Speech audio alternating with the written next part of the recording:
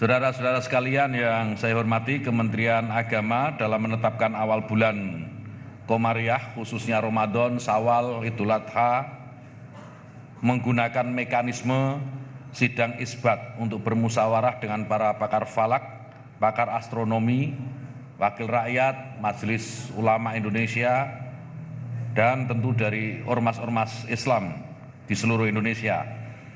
Dasar musyawarah dalam sidang isbat ini adalah berdasarkan pada hasil hisab dan ru'yat yang telah dilaksanakan oleh tim hisab ru'yat Kementerian Agama Republik Indonesia, serta telah dikonfirmasi sejumlah petugas Kementerian Agama di daerah yang kita tempatkan tidak kurang di 123 titik di seluruh Indonesia.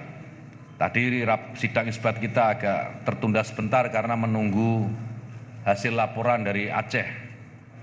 Dan kita lanjut tadi setelah laporan dari Aceh masuk. Dan sebagaimana kita tahu, saudara-saudara sekalian, Indonesia bersama dengan negara-negara ASEAN masuk dalam anggota MABIMS atau Menteri Agama Brunei Darussalam, Indonesia, Malaysia, dan Singapura yang pada tahun 2021 tahun lalu telah menyepakati kriteria visibilitas hilal atau yang dikenal dengan Imkanur Ru'yat, yaitu tinggi hilal 3 derajat dan sudut elongasi 6,4 derajat. Kesepakatan ini menjadi pedoman di 4 negara dan sudah sangat moderat.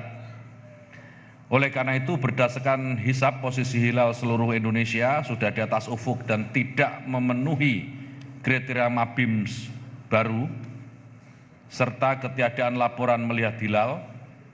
Tadi sidang isbat secara mufakat telah menetapkan 1 Syawal 1444 Hijriah jatuh pada hari Sabtu tanggal 22 April 2023 Masehi. Saudara-saudara sekalian, ini tadi laporan sidang isbat yang baru dilaksanakan dan untuk diketahui oleh seluruh lapisan masyarakat. Jika pada hari ini atau mungkin di hari-hari besok ada perbedaan dalam pelaksanaan Idul Fitri, kami berharap bahwa kita tidak menonjolkan perbedaan, tetapi kita mencari titik temu dari persamaan-persamaan yang mungkin kita miliki. Kita harus memberikan toleransi, kita harus saling menghargai dan saling bertoleransi satu dengan yang lain.